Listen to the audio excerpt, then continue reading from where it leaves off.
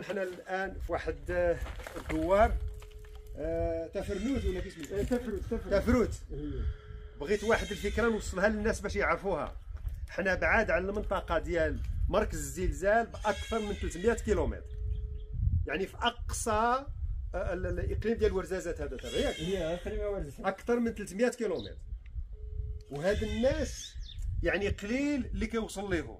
نعم الحمد لله الدعم ديال الدوله راه غادي يشملهم، راهم مسجلين وكذا، ولكن المساعدات كلها ولا جلها فين كتنزل؟ في تارودانت وما جاور تارودانت.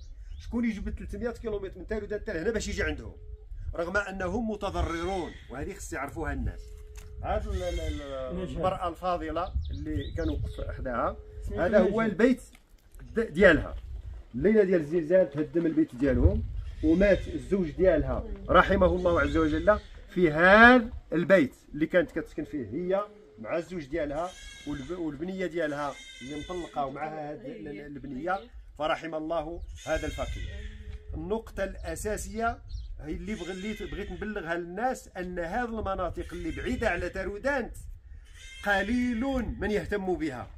الناس كيجيو بالمساعدات، يجيو من مراكش يهود لتارودانت، يشوف الاقرب نقطه يوزع المساعدات ديالو ويمشي يرجع.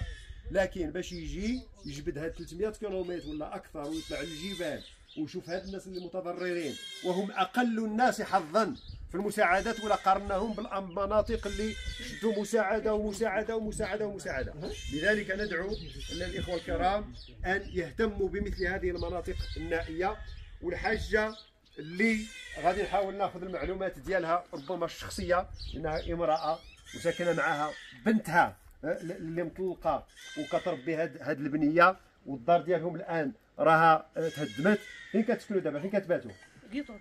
ها كيباتوا الان في واحد القيطون. اللي عنده شي غرض مع هاد المراه بالخصوص ياك ممكن يتواصل معنا ان شاء الله تعالى ونرتبوا له الامور. اما البشر كله فغادي نحاولوا نطالعوا على الاضرار اللي وقعت فيه. راه ماتوا فيه مجموعه ديال الناس، وهذه من واحده من هذه الحالات.